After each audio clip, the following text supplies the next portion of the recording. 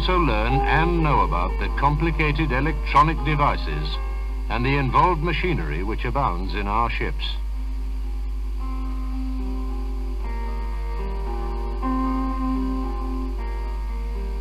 Some of the work, under that same tropical sun we watch sink so grandly, can be a real sweat too.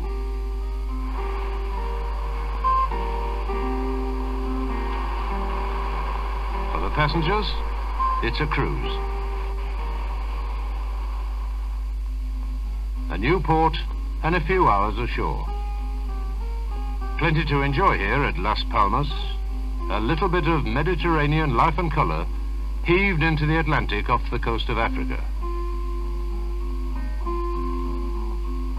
Even if you stay on board, you get something of the colour of the place.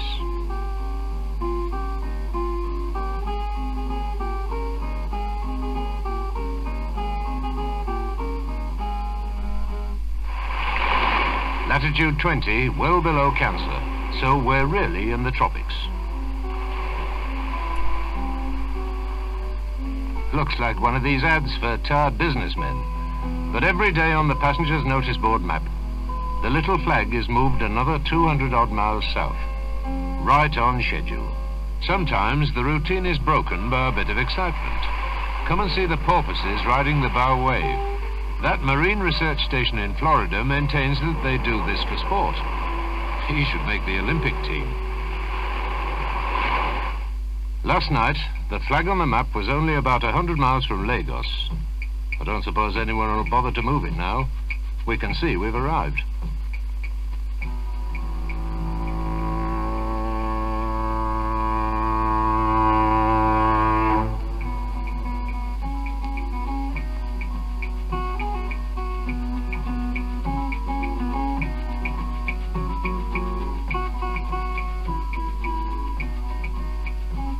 And for the passengers, be they Nigerians returning perhaps from studying in Britain, or Europeans coming back to work after their home leave, there's a big, noisy but colourful welcome.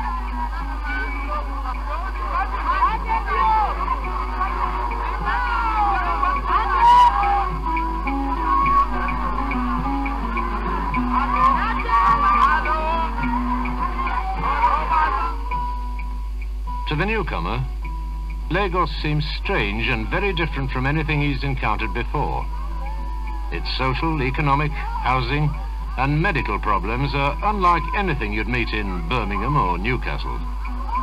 But there are good European shops and hotels. And if you're going to work here, you'll soon make friends. And anyway, you'll have enough money to live it up a bit.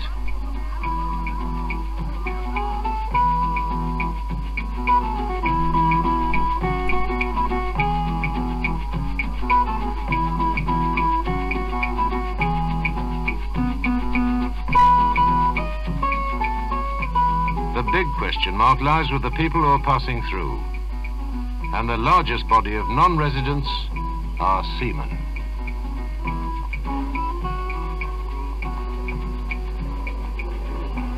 The Bishop of Lagos well knew the difficulties that these visitors from many lands had to face. You see, Apapa, the port of Lagos, is separated from it by 7 blistering miles of road. Taxis are expensive. And if your ship's here for about 11 days, your money's soon gone.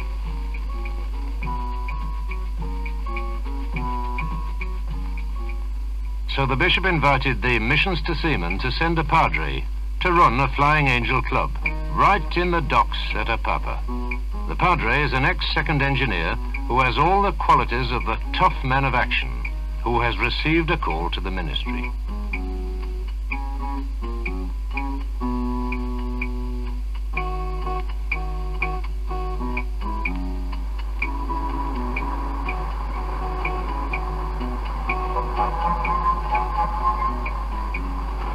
You can be sure that often during his ship visits, he must feel homesick for the sea. Pity you can't say seasick.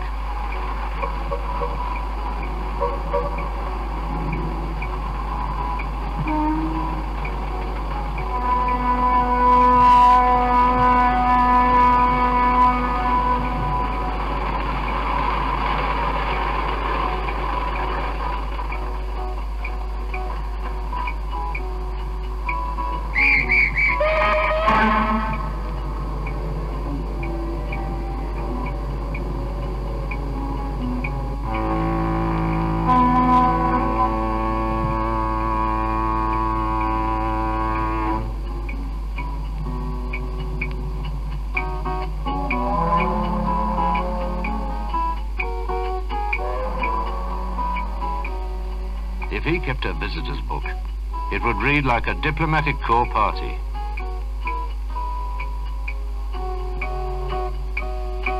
But these men, to whom he's come to say goodbye, are from his home port.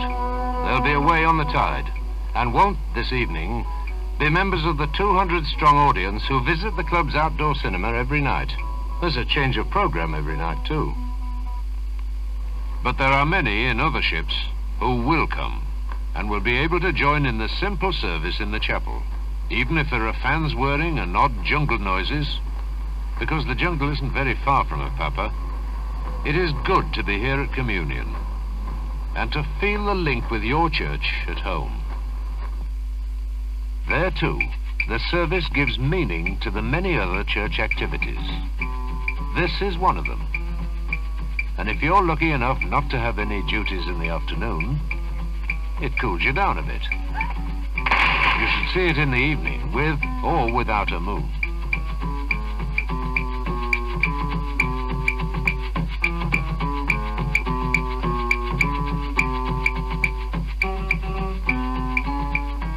Even with a temperature around about 100 and humidity of 95, there's always some idiot to challenge the local team. Occasionally they even win. Most hospital wards are air-conditioned now, which is a help both to patient and visitor, particularly the visitor who may be making 20 calls.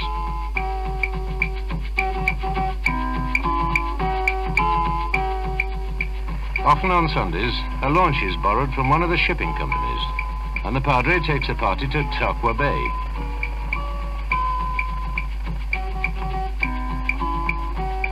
You pay a lot for this sort of thing in the Bahamas, but whether you're getting away from a 72nd floor office in Manhattan or the engine room of a 12,000-ton freighter, the feeling of relaxing and escape from problems is the same.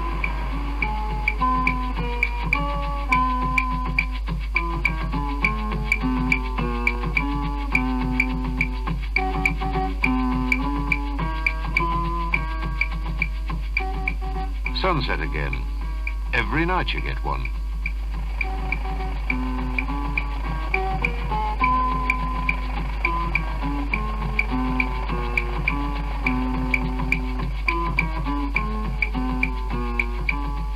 Have some food aboard, and then across to the mission.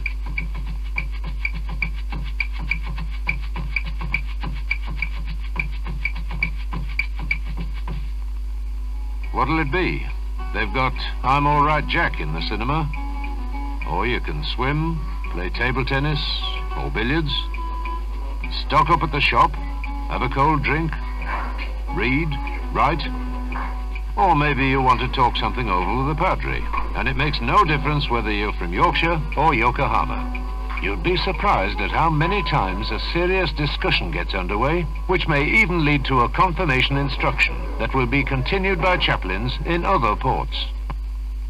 These Benoni sculptured heads are wonderful craftsmanship. As with most other things in the shop, the warden buys them.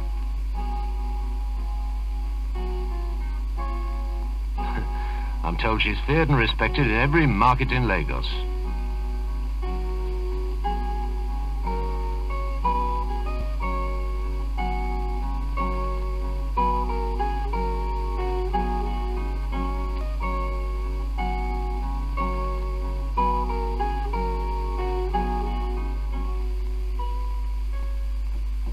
For many seamen, of course, this is home.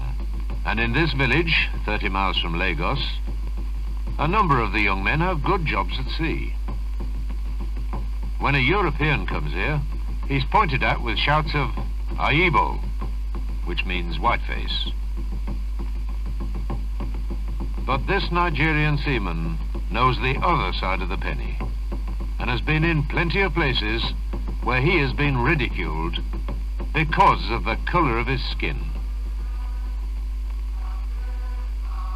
In the mission school, he was taught to be tolerant.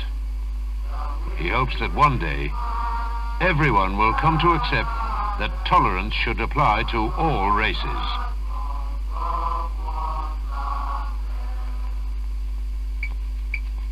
Soon, though, He'll have to say goodbye to all this.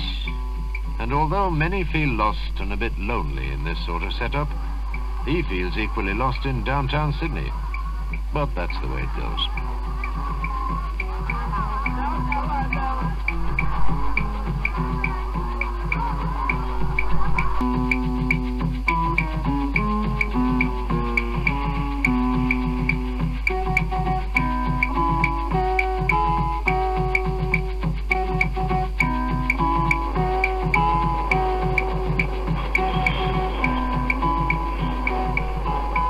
Preparations and seamen are afoot.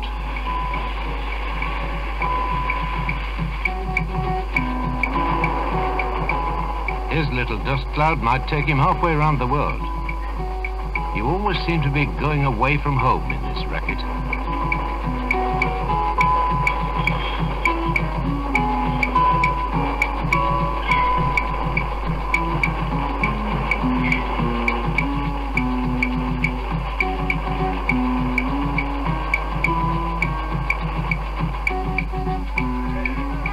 That's it. We've severed our ties with the shore, as the journalist would put it. The Padre waves goodbye. With 10 ships in and out of a papa every day, he ought to have a muscular right arm. Needs it too on occasions. Now for the passengers, the roles are reversed. West Africans going to new places, and most of the Europeans home to England. Well, they deserve a bit of fun. The coast wasn't called the white man's grave for nothing. The climate can get you down if you're there for a 2-year tour.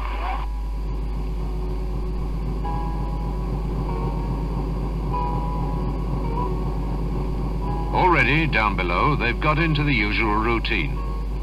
And the engines will be throbbing away for most of the next 14 days.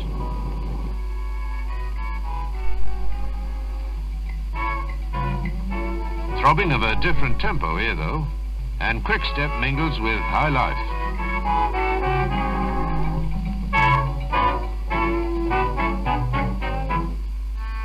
And nobody notices that in the last day or two, it's been growing steadily colder.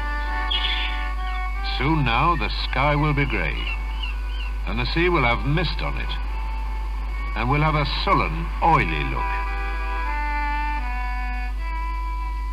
Now, when you do arrive at Tilbury, it's not exactly a riot of colour or charm. If Lagos seemed a bit off for the European seaman, you can imagine how a high-life dancing West African feels here.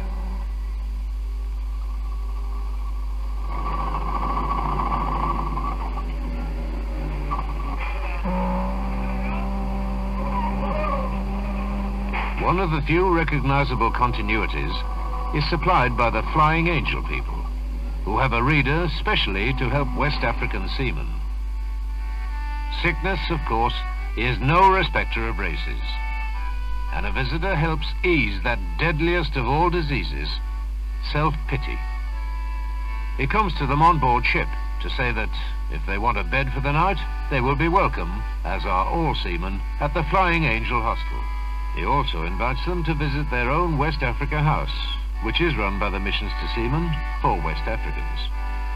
These men have a happy attitude to life, but it shakes you to realize how many of the seaman's problems completely transcend race, creed, or color. In the past, many seamen were either criminal or pressed. Today, they're part engineer, part unofficial ambassador. They are symbols of a world growing cosmopolitan and are subjected to international perplexities. Harrison has decided that, as he's off duty, he'll go ashore.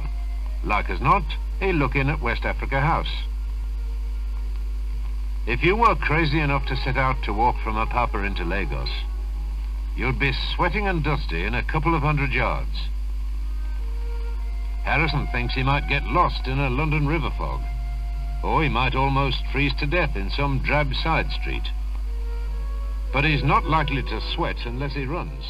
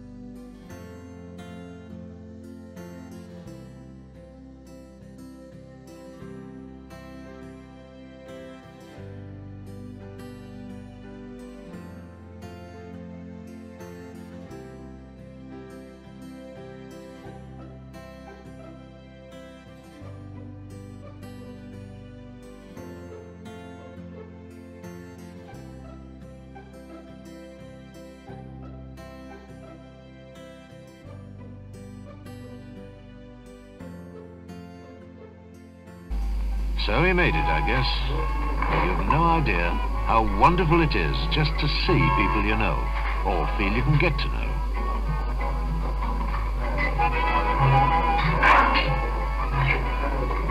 And don't forget the old high life on the record player.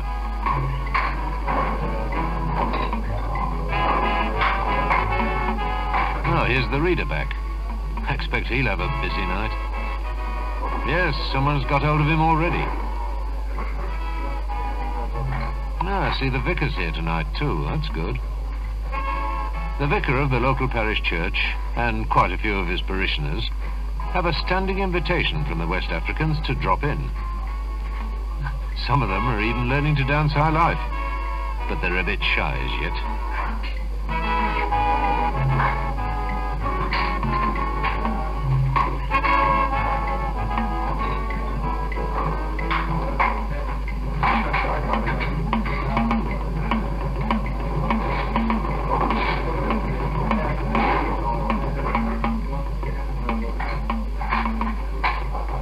Another difficulty of the mind, the heart, or work a day.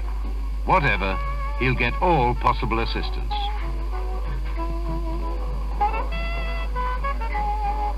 That's it then. Another night at West Africa House nearly over, and a few strangers made a little more welcome in a strange land. We, as Christian people, know very well why we believe in the brotherhood of man. Some of these men are Christians too, but many aren't. If we can show them, and the men from all ships, from all lands, a little understanding and fellowship, surely that is helping to create this brotherhood. So, as these seamen from Ghana, Nigeria and Sierra Leone trek back, be sure that wherever their ships, or any ships may call, there will they find the same welcome awaiting them from the flying angel. That is something, an achievement. But is it enough? Is it enough to make Harrison feel accepted by us and by you?